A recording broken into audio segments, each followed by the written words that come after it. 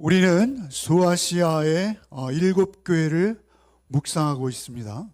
너무나 잘 알고 또 익히 우리가 자주 대하고 읽었던 그런 말씀이라 하지 않을 수 없죠. 근데 오늘은 사실 본문이 좀 길어서 오늘 묵상 말씀을 4대 교회로 할까? 빌라델 교회로 할까? 이렇게 망설이다가 결국은 두 교회를 다 해야 되겠다. 그런데 두 교회를 다 하는 대신에 짧게 해야 되겠다. 이런 생각을 했습니다. 사덕교회는 겉으로 보기에는 아주 활동적인 교회였습니다. 모두가 부러워하는 그러한 교회였죠. 능력이 많은 교회였던 것이 분명합니다. 사람들의 시선을 끌기에 충분했고 칭찬받기에 아낌없는 칭찬을 받기에 부족함이 없는 그런 교회였음이 분명합니다. 그런데 주께서는 놀랍게도 그 교회를 향해 뭐라 하십니까? 너는 살았다 하나 죽었다, 이렇게 말씀하세요. 살았다 하는 이름을 가졌으나 죽은 자라고 말씀하세요. 죽은 자. 세상에서는 능력이 많고 모두가 인정하는 교회일지 모르나 그 겉모습과 달리 너는 죽은 상태다, 이렇게 말씀하시는 것이죠. 그리고 이제 반면에 빌라델비아 교회, 사실 제가 이 두 교회를 다 나누기로 한 이유는 두 교회가 너무 대조적이다라는 것이죠. 7교회 중에 한쪽 극과 한쪽 극을 달리고 있습니다. 그래서 두 교회가 너무 비교가 되는 거예요. 너무 대조적인 교회가 바로 빌라델비아 교회라는 것이죠. 빌라델비아 교회는 4대 교회의 정반대이죠. 정말 적은 능력을 가졌어요. 특별히 본문에서도 적은 능력에도 불구하고 신실함을 지켰다라고 칭찬을 받죠. 주께서는 능력을 보시지 않는다라는 것이죠. 이렇게 칭찬받는 모습을 통해서 우리는 신앙의 중요한 태도 한 가지를 배울 수 있습니다. 주께서 칭찬하실 뿐만 아니라 여러분 온전히 인정한 교회예요. 여러분 책망이나 또는 꾸지람이 없는 두 교회가 있죠. 하나는 서머나 교회이고 또 하나는 빌라델비아 교회입니다. 칭찬이 꾸중이 없는 것은 동일하지만 그 교회의 내부적인 사정과 모습을 볼 때 너무도 아름다운 교회가 또한 빌라델비아 교회이기도 합니다. 여러분 이것은 교회의 모습일 뿐만 아니라 또한 우리는 어떻게 받아들여야 돼요? 성도의 모습입니다. 교회는 누구라 했습니까? 성도라 했습니다. 다 잊으셨나요? 나라는, 국가는 누구라 했습니까? 국민이라 했습니다. 국가는 국민의 수준이 그 국가인 거예요. 그렇다면 교회는 누구냐는 거예요. 교회는 누구예요? 성도인 거예요. 내가 교회인 거예요. 그래서 이 말씀은 2000년 전에 그 교회가 아닙니다. 이것은 오늘날 우리 교회요, 오늘날 나에게 주시는 말씀이에요.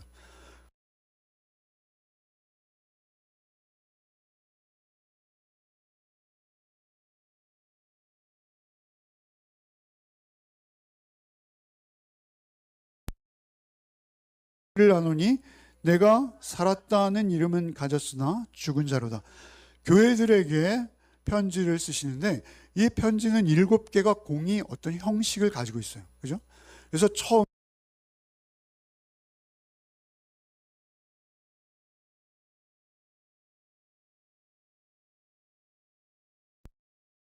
교회에 대해서 칭찬을 하시던가 책망을 하시던가 또는 그 교회가 고쳐야 할 점들을 지적하십니다. 그리고 나서 이기는 자, 그 교회에서 이기는 자들에게 주신 상급으로 편지가 끝나고 있죠. 크게 보면 3가지 형식이에요. 내가 누구인지, 그리고 그 교회의 모습들을 지적하시고 그 다음에 상급을 설명하셔요. 간단하게 3덩어리로 일관되게 통일성을 가지고 내용이 전개되고 있습니다. 그런데 그 가운데서 특별히 예수께서 4대 교회에게 자신을 어떻게 소개하세요? 7영과 7별을 가진 예수, 이렇게 소개하시는 거예요. 7영을 가졌다라는 것이, 7이라는 숫자가 계시록에 상징적인 의미들이 많죠. 7이라는 숫자가 뭐라 그랬어요? 이게 완전하고 충만하다는 거예요. 그러니까 7영을 가졌다는 건 무엇입니까? 성령의 충만함이 있으셔서 그 성령의 눈으로, 성령의 시각으로, 판단으로 교회들을 보고 계시다라는 것이죠. 그러니까 이렇게 소개하시는 거예요. 나는 7영과 7별, 7별은 7교회를 교회의 사자를 가지신 분이라는 거예요.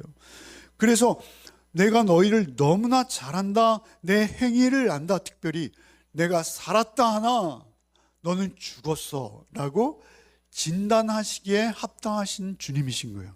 7영과 7별을 가지신, 7영과 7별을 가지신 예수께서 너 살았다, 너 활기 있다, 세상이 너를 칭찬하지, 그런데 넌 죽었어.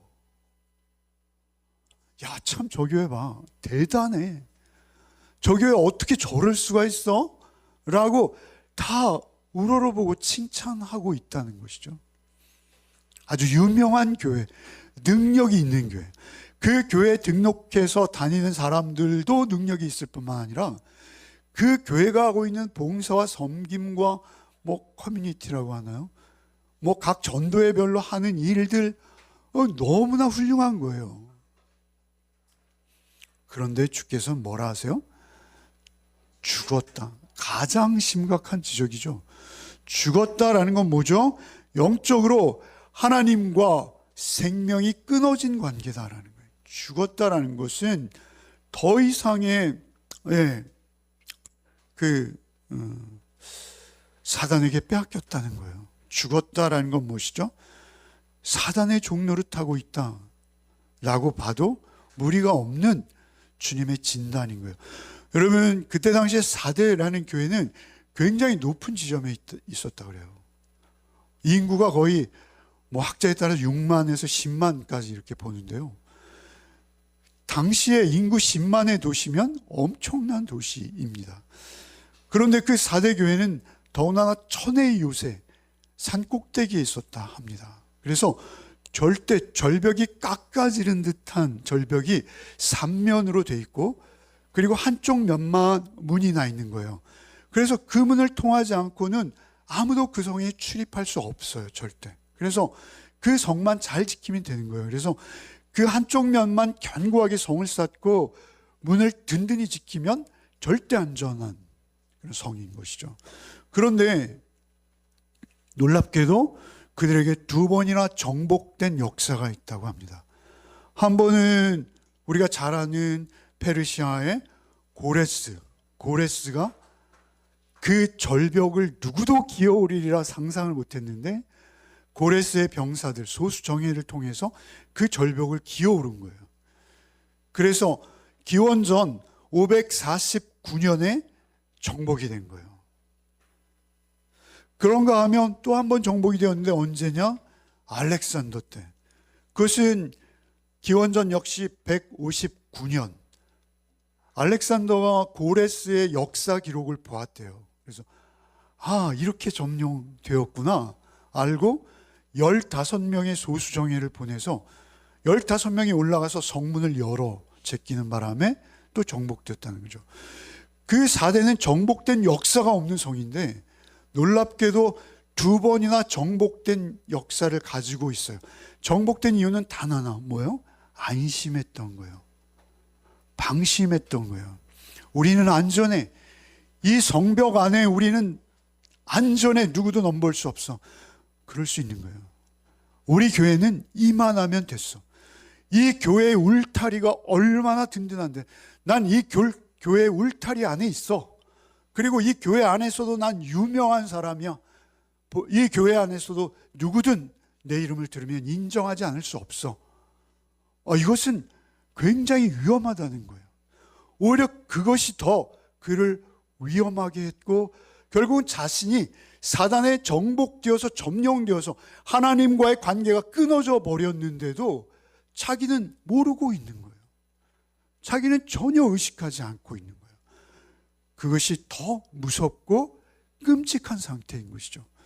그렇게 사도교회가 위기에 점령된지도 모른 채 있는 그들을 향해서 주께서 말씀하시는 거예요. 그것이 2절과 3절이죠. 같이 읽겠습니다. 너는 일깨어 그 남은 바 죽게 된 것을 굳건하게 하라.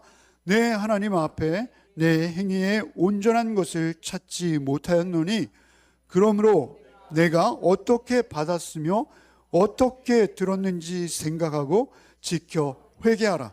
만일 일깨지 아니하면 내가 도둑같이 이르리니 어느 때 내게 이를지 내가 알지 못하리라.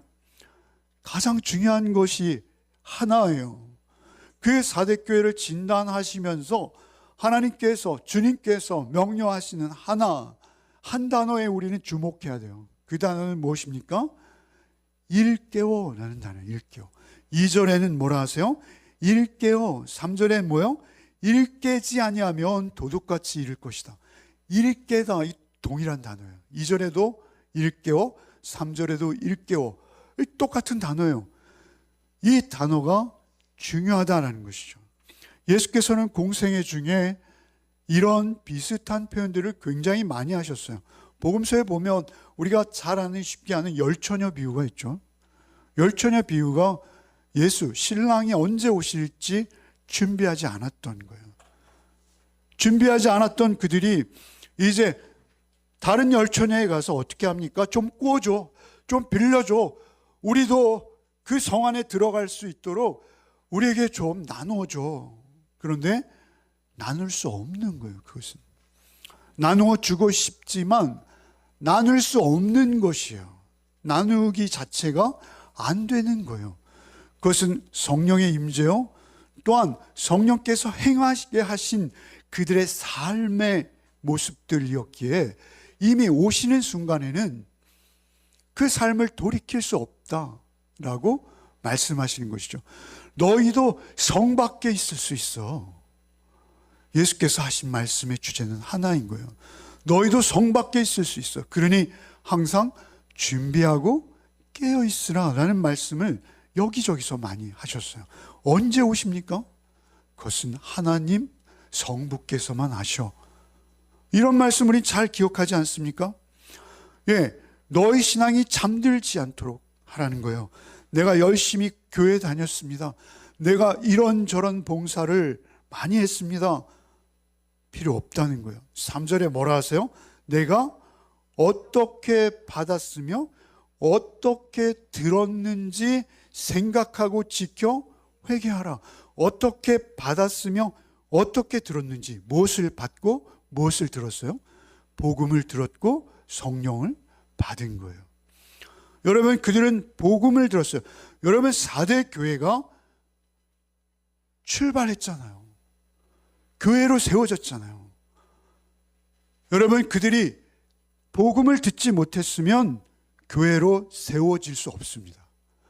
그들이 성령께서 임하지 않으셨으면 복음을 들을 수 없습니다. 그들은 분명히 복음을 들었고 성령의 임재를 경험했기에 4대 교회로 아름다운 공동체를 이룰 수 있었어요. 그러나 그것이 어떻다는 거예요? 한때라는 거예요. 한때. 그래서 깨어있으란 말씀은 성경에 줄기차고 일관된 주제예요. 깨어있으라, 깨어있으라. 너희가 교회로 출발하였으나 너희가 절벽 위에 세워졌기에 절대 우리는 침략받지 않아. 안심하지 말아라. 너희 교회 울타리가 너희 영혼 구원을 보장하지 않아.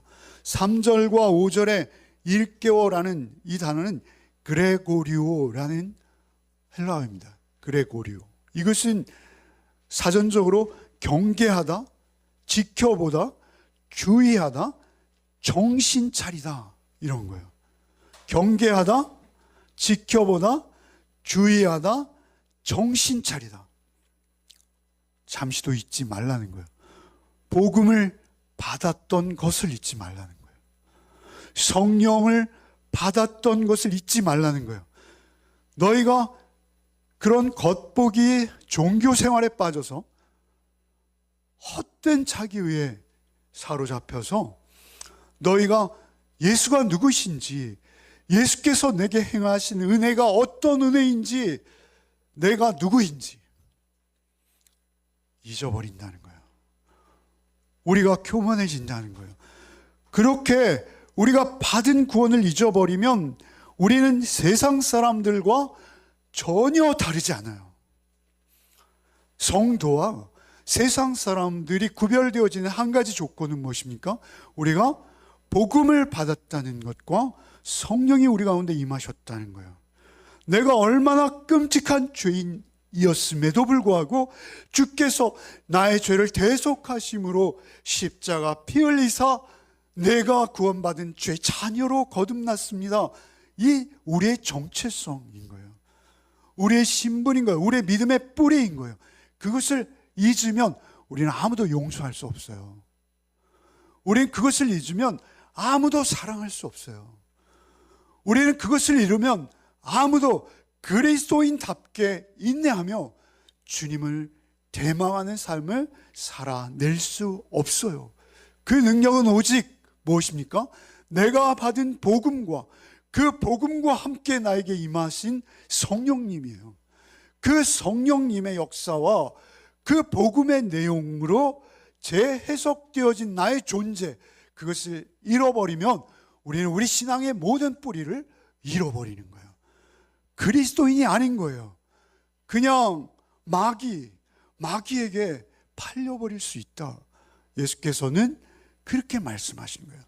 너희를 경계하라. 너희가 어떻게 받았으며 어떻게 들었는지 생각하고 지켜 회개하라. 회개한다는 건 가던 방향을 180도 바꾸는 거예요.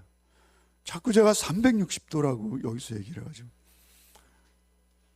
180도예요? 180도 360도가 아닙니다. 180도로 바꾸는 거예요. 언제 오실지 알 수 없으니 깨어있어라 라고 책망을 받았는데 놀라운 게 하나 있어요. 그 가운데 몇 명은 깨어있었던 거예요. 한번 읽어봅시다. 4절부터 읽어봅시다. 그러나 사대에 그 옷을 더럽히지 아니한 자 몇 명이 내게 있어 흰 옷을 입고 나와 함께 다니리니 그들은 합당한 자인 연고라. 나와 함께 다니는 자가 있다는 거예요. 그렇게 다 하나님과 끊어지고 단절되어져서 마귀의 종로를 탈 지경이 이르러서 이제 살았으나 죽은 듯 죽어가는 듯 그런 상태인데 그때도 멀쩡히 살아있던 자들이 있어요. 그들의 비결은 뭐였습니까? 흰 옷을 입고 있는 거예요. 옷이라는 것은 정체성이라고 합니다. 여러분 참 놀라운 것은 일곱 교회를 읽다 보면 그 교회의 형편과 처지에 맞는 말씀을 주세요. 쉽게 이해하도록. 사실은 예화가 없는데 다 예화예요. 너희 산 듯하나 죽은 듯하다는 건 그들의 지리적 배경이라면 그 중에 너희 흰 옷 입은 사람이 있어. 사실은 4대 교회는 양모 산업이 굉장히 발달했다고 해요. 그래서 다른 지역의 사람들보다 의상에 특별히 관심이 많았어요. 그래서 옷을 아주 흰 옷을 많이 입었다고 합니다. 흰 양모 있지 않습니까? 근데 너희 중에 몇은 살아있어. 그래서 흰 옷을 입고 나와 함께 있단다. 여기서 흰 옷은 무엇입니까? 바로 복음인 거예요.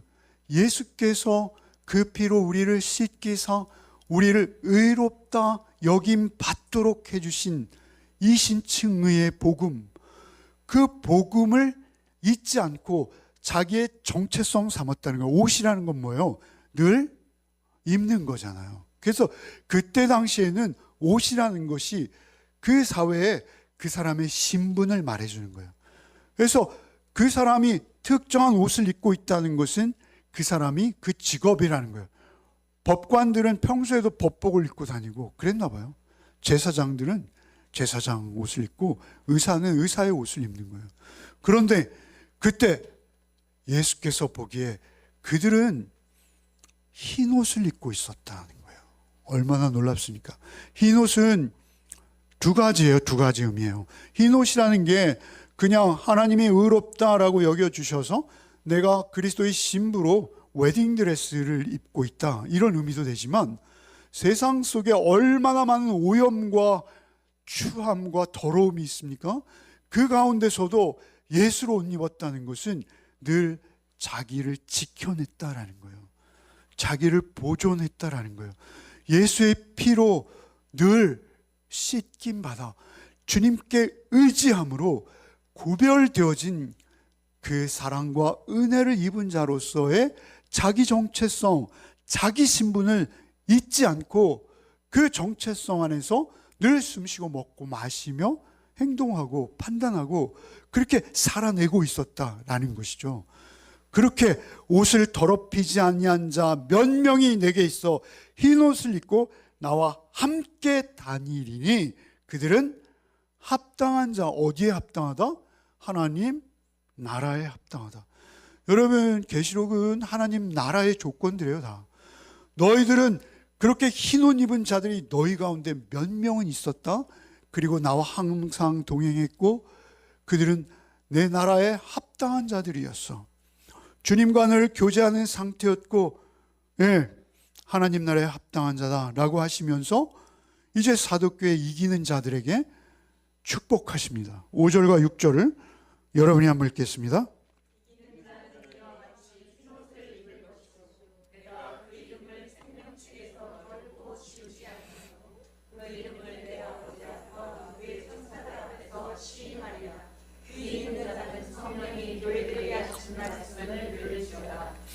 여기서 이기는 자, 이긴 자, 이기는 자, 지금 이기고 있어요. 그리고 앞으로 이길 것이 확정적이에요. 그 이기는 자들에게는 무엇을 준다고요?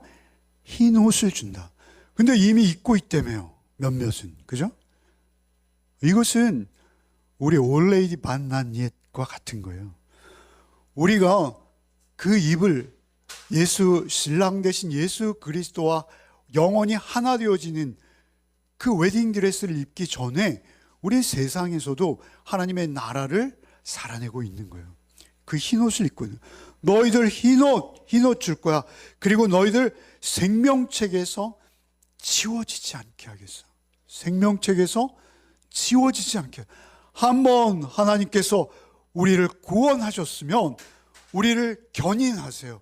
우리를 영원한 생명으로 인도하시기로 확정하신 거예요. 그래서 우리가 그 흰옷을 계속 입는 거예요. 나는 곤색 양복을 입었는데? 아니에요, 여러분. 여러분, 우리의 정체성은 뭐예요? 예수 안에 있는 거예요. 예수와 함께 있는 거예요.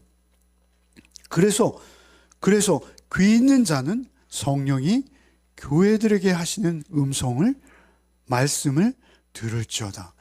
이 말씀 누구만 듣는다는 거예요? 귀 있는 자. 어떤 귀요? 성령이 하시는 말씀을 들을 수 있는 귀.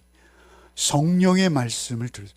사실 성령은요, 우리에게 주시는 여러 가지 은혜가 있습니다만 첫 번째 은혜는 뭐예요?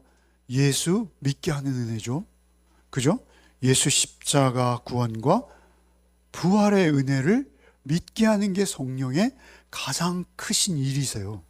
그런데 또한 놀라운 것은 말씀이 선포되어질 때 그 말씀을 지식적으로 깨달을 뿐만 아니라 그것을 지식적으로 깨달으며 나의 영혼에 수납되어지는 은혜가 있다는 거예요. 여러분, 귀 있는 자는 성령이 교회들에게 하시는 말씀을 들을지어다. 계속 7번 반복돼요. 한 번도 빠짐이 없어요. 그러니까 이 말씀은 성령을 의지하지 않고는 들을 수 없다. 참으로 안타까운 말씀이죠. 여러분, 성령님께서 여러분을 이해시키시고 여러분의 영혼에 이 말씀들이 잘 박힌 못과 같이 박히게 해주실 줄 믿습니다. 이 말씀이 여러분 잊혀지면 안 되는 거예요. 이 말씀을 박혀야 되는 거예요. 이 말씀에 박혀야 되는 거예요. 그때 우리는 빌라델비아 성도들과 같은 삶을 살아내게 되는 것이죠.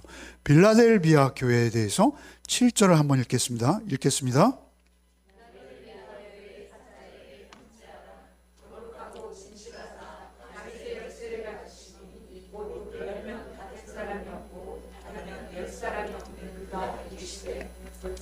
예. 예수께서 이제 빌라델비아 교회를 향해서 당신을 소개하세요. 아까는 뭐라고 하셨어요? 7영과 7별을 가지신 이로 소개했죠. 그런데 이번엔 뭐라 하세요? 내가 다윗의 열쇠를 가진 자야, 이렇게 소개하세요. 내가 다윗의 열쇠를 가지니, 곧 열면 닫을 사람이 없고 닫으면 열 사람이 없는 그 열쇠 내 손에 있어. 나는 그 열쇠 가진 자야, 이렇게 소개하시는 거예요. 굉장한 위로예요. 굉장한 위로예요. 이 열쇠는 어느 문을 여는 열쇠일까요? 네, 천국 문이죠. 천국 문일 뿐만 아니라요, 여러분, 이 열쇠 또 한 가지 의미가 있어요. 그것은 무엇입니까? 우리가 이 땅을 살면서 얼마나 낙심되고 실망스럽고 낙담하며 정말 주저앉고 싶고 모든 것을 다 포기하고 내려놓고 싶고 그럴 때 전혀 없으시죠? 한번 이렇게 해봤어요. 원고에는 이렇게 안 돼 있어요. 네. 전혀 없지 않죠. 늘 우린 그런 위기에 봉착합니다. 뭔가 다 이룬 것 같아도 우리가 수시로 그런 낙담에 빠질 때가 있어요. 그때마다 주께서 우리를 일으켜 세우셔서 하나님의 나라의 문을 열어주세요. 다시 우리가 주님을 믿고 주님과 동행한다는 건 무엇이냐면 열린 문이 우리 앞에 항상 있다는 거예요. 아무리 낙심되고 실망스럽고 저주스러운 상황에서도 우리는 예수 그리스도 열쇠 가지신 그분이 우리의 주인 되시기에 우리의 삶을 넉넉히 이기고 승리하고 극복할 수 있도록 우리의 삶의 자리에서 소망의 문을, 희망의 문을 항상 활짝활짝 열어주시는 주님이심을 믿을 수 있는 거예요. 그 주님이 우리에게 임해 계신 거예요. 그래서 우리의 삶은 천국의 삶도 보장되어 있지만 이 땅에 사는 삶 중에서도 우리는 열린 문 가운데 있어요. 항상 우리에게 닫힌 문은 없어요. 모두 열린 문이에요. 여러분 믿으시기 바랍니다. 우리 주님을 따르면 어떠한 도전과 위기 가운데서도 주님은 우리를 건져주시고 그 강하시고 의로우신 손으로 우리를 붙들어 일으키사 그 문을 지날 수 있도록 우리 힘과 용기를 주시는 분이 우리 주님이심을 믿으시기 바랍니다. 그 주님이 우리 주님이세요. 그 열린 문을 항상 준비하시는 다윗의 열쇠를 가지신, 그래서 8절과 9절을 말씀하신 8절과 9절 읽어보겠습니다.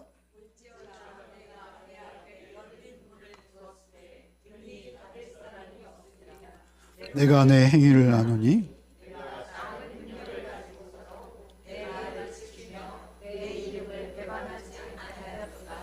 보라, 사단의 회다 곧 자칭 유대인이라 하나 그렇지 아니하고 거짓말하는 자들 중에서 며칠 내게 줘 그들로 와서 내 발 앞에 절하고 내가 너를 사랑하는 줄을 알게 하리라. 볼지어다 내가 내 앞에 열린 문을 두었으니, 열린 문을 두었다 아시죠? 능히 닫을 사람이 없다. 여러분 이 땅에서요, 우리가 예수를 잘 믿는다는 것, 그것은 막 성공하고 높은 자리, 그냥 사업만 하면 출세하고 막 떼돈이 굴러들어오고 그런 건 아니에요. 그러나 어떠한 가운데서도 우리에게는 다 문이 열려 있어요. 주님의 은혜로 주님과 동행할 수 있어요. 그러면 우린 이미 다 문이 열려 있는 거예요. 어떤 가능성, 세상이 줄 수 있는 가능성이 아니라 주께서 주시는 가능성이 있기에 우리는 소망을 전혀 빼앗기지 않아요. 소망을 전혀 놓치지 않아요. 그렇게 열린 문을 능히 닫을 사람이 없으나 내 행위를 아노니 내가 작은 능력을 가지고도 내 말을 지키며 내 이름을 배반하지 않았다. 여러분, 내 말을 지키며 내 이름을 배반하지 않았다. 내 이름 뭐라 그랬어요? 주님의 성품, 주님의 인격, 주님의 모습. 그 모습 안에 있다는 거예요. 그런데 여기서 정말 은혜가 되는 것은 사실 뭐예요? 작은 능력이에요. 작은 능력. 큰 능력이 아니에요, 여러분. 여기서 작은 능력이라는 것은 아마도 빌라델비아 교회에 요즘 그 무시무시한 칼을 가지고 있는 뭐 검사나 또 변호사나 또는 의사나 뭐 이런 사람은 없었나 봐요.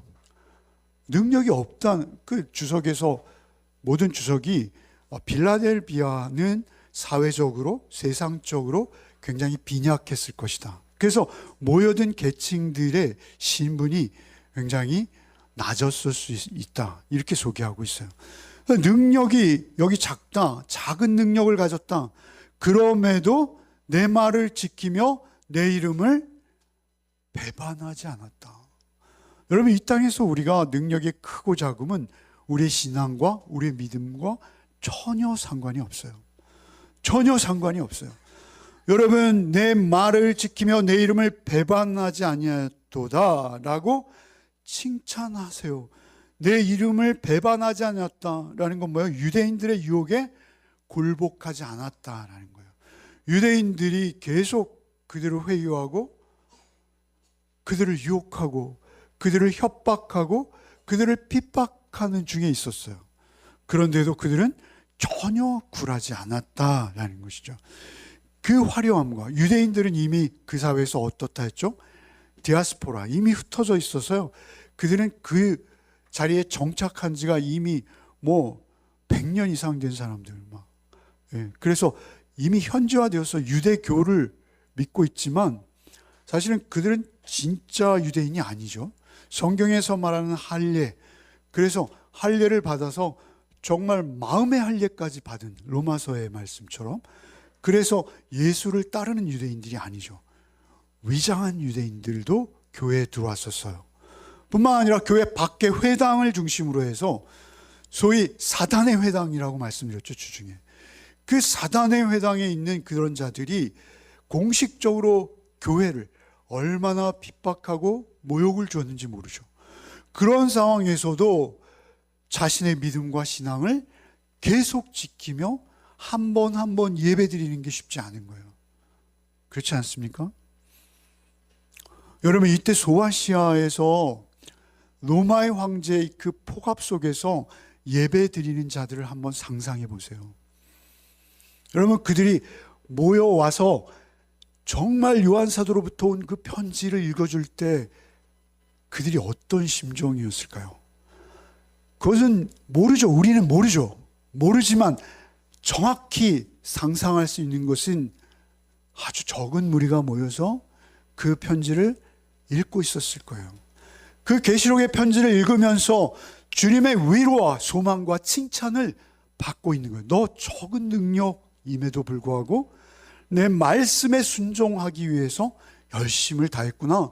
너 적은 능력임에도 불구하고 내 이름의 영광을 가리지 않기 위해서 최선을 다하는 삶을 살아내고 있었구나 라고 인정해주는 놀라운 축복이죠. 그것을 빌라델비아 성도들이 받고 있었다라는 것이죠. 10절과 11절을 한번 읽어보겠습니다. 그런데 그들 중에 몇이 와서 너에게 무릎 꿇고 하나님이 너를 얼마나 사랑하는지 내가 알아, 이렇게 말한다 하죠. 그것은 거의 모든 주석이 종말론적인 해석이라고 봐요. 결국 선지자와 예언자들의 말씀대로 주님의 심판 때에 그들이 결국 굴복하게 된다라는 것이죠. 10절과 11절 한번 읽어보겠습니다. 내가 나의 인내의 말씀을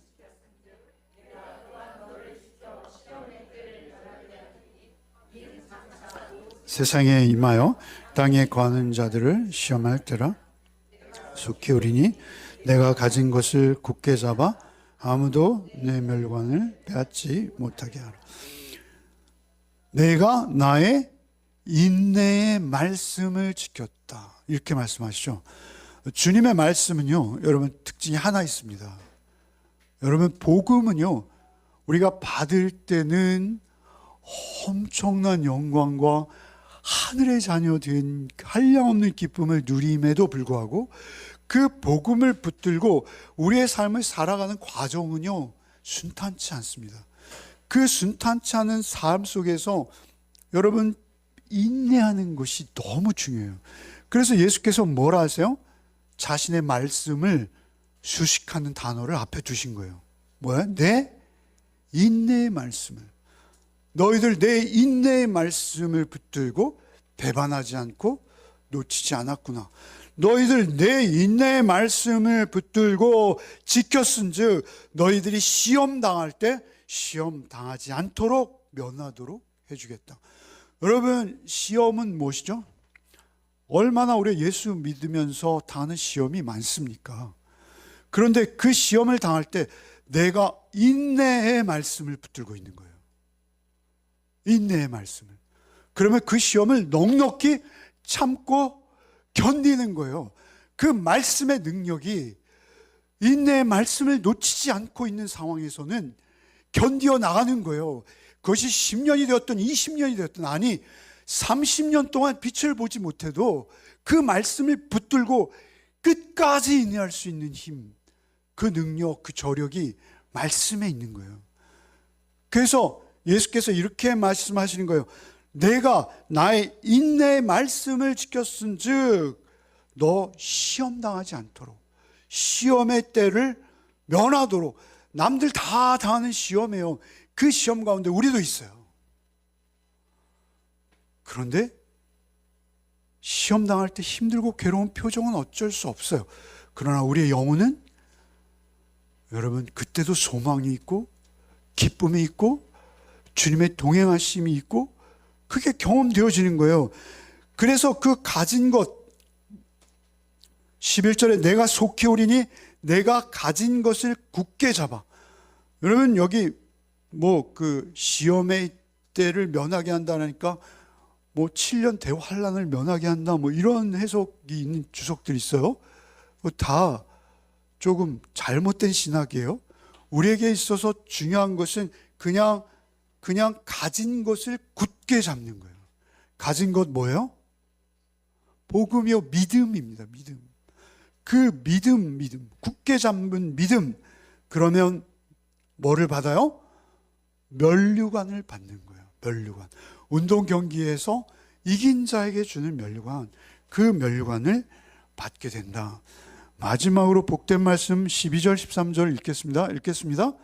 이기는 자는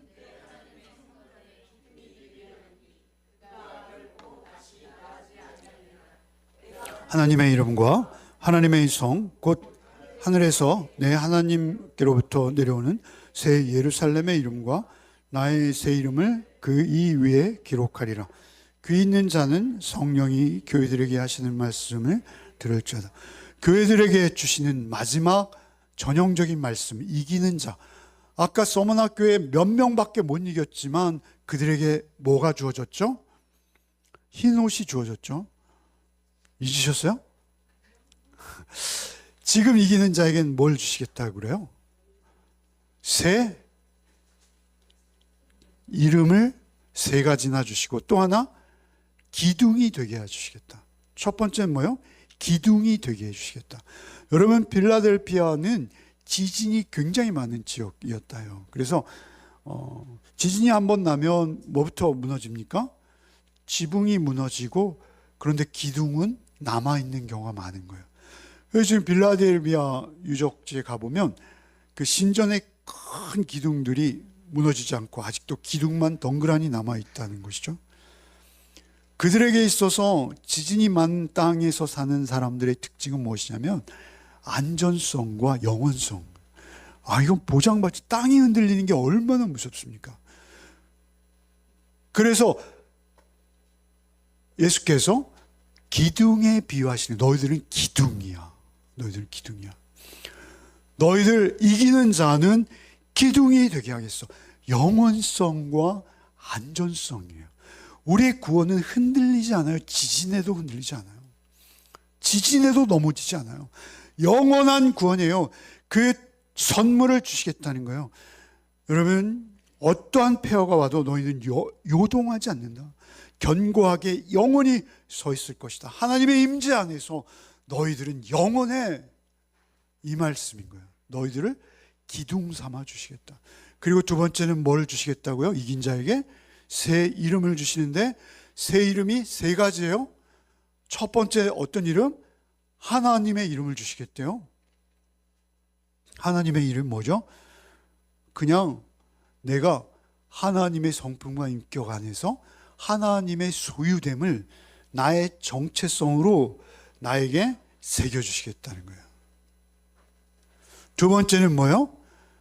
하늘로부터 임하는 새 예루살렘. 새 예루살렘. 여러분, 새 예루살렘은 어떤 의미일까요? 하늘의 시민권이죠. 하늘의 시민권.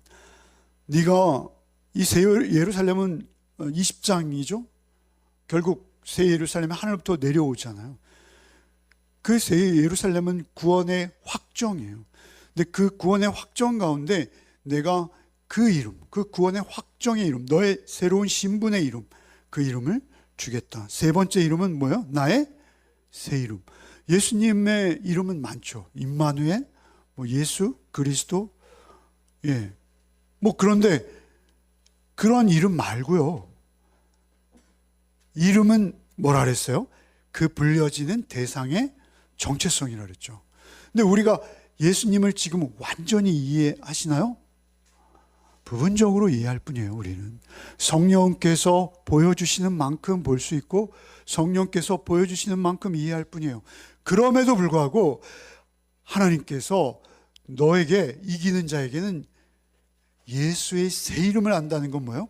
예수의 온전하심, 예수의 완전하심, 예수가 누구이신지 완벽하게 알 수 있는, 지금은 우리가 알 수 없으나 이기는 그 순간 예수께서 누구이신지 알 수 있는 그 이름을 우리의 어디에 새겨주신대요?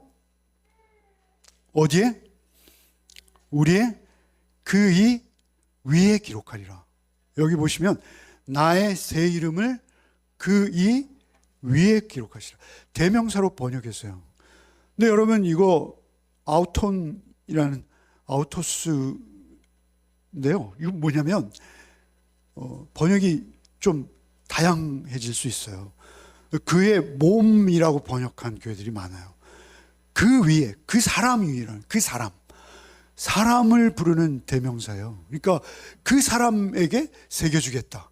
그래서 한글 개역 성경에 보면 그 몸 위에 새기겠다라고 번역한 성경이 두세 개 있고요. 그 사람이라고 번역한 게 한두 개 있고요. 그리고 또 그 위. 근데 이것은 사실 뭐예요? 우리가 성전 개념을 배웠잖아요. 성전의 기둥이라고 그랬죠. 여러분, 그 이름이 뜻하는 바가 많아요. 여러분, 빌라델비아라는 도시의 이름이 2번이나 바뀌었다는 거 아십니까? 여러분, 주님 오시기 170여 년 전에 한번 바뀌었고요. 그리고 이 계시록이 막 쓰여지고 있을 때 AD 70년경에도 또 한번 바뀌었대요. 한번 처음 바뀌었던 것은 AD 17년이군요. AD 17년에 티베리우스, 로마의 티베리우스가 황제일 당시에 예수님 오신 이후 17년경에 네오 가이사라로 바뀌었대요. 네오 가이사라. 이건 무엇이냐면요, 새로운 황제의 도시, 이런 의미예요. 이것은 그 네오라는 게 새롭다라는 거거든요. 네오 가이사라, 새로운 황제의 도시. 그러면 빌립보가 지진으로 완전히 무너져서 폐허가 되었을 때 로마의 황제가 그것을 다시 재건축하게 해줬대요. 그래서 아무 도시나 황제의 도시라고 이름 붙이지 못하거든요. 찾아가서 충성을 맹세하고 그래서 겨우 얻어낸 이름이 이건 새로운 황제의 도시야. 그래서 그 이름을 한양에서 서울로 바꾸듯이 그렇게 네오 네오 가이사라 이렇게 바꾼 거예요. 그런데 다시 또 그들의 정치적 환경이 바뀌어서 베스파시안 황제 때는 베스파시안 황제의 그 가문의 이름을 따라 플라비오스라는 가문의 이름을 따라 플라비아, 역사적 기록이에요. 복잡하죠? 이름을 자꾸 바꾸는 거예요. 이름을 바꾼다는 것은 무엇을 의미하는 거예요? 자기의 신분과 정체성을 의미하는 거예요. 그때 당시에서 도시의 이름을 나 어느 도시에 살아. 요즘도 그러잖아요. 나 한국 사람이야. 나 한국에서도 서울에 살아, 부산에 살아, 광주에 살아, 다를 수 있잖아요. 그렇게 전혀 다른 이름. 첫 번째 뭐요? 하나님의 이름. 두 번째 또 뭐요? 새 예루살렘의 이름. 세 번째 뭐요? 예수 그리스도의 새 이름. 이것들을 우리의 몸이 뭐요? 저는 엉뚱한 상상이에요. 알레고리 하지만 그 성전의 기둥에다가 새겨주시겠다. 이런 것 같아요. 그죠? 우리의 정체성에 너가 누구인지, 너의 구원이 무엇인지, 너의 신분과 너가 누구인지를 확실히 해주시겠다는 것이죠. 내 몸 위에 그것을 세우겠다는 건 나의 영혼이 그러한 정체성에서 흔들리지 않는 모습으로, 어떤 환경 가운데 흔들리지 않는 모습으로 자리매김 해주시겠다는 것이죠. 여러분, 이것이 하늘에서만 받는 것이 아니고요, 이 땅에서 우리가 서서히 알아가는 거예요. 예수님의 이름도 우리가 서서히 알아가는 거예요.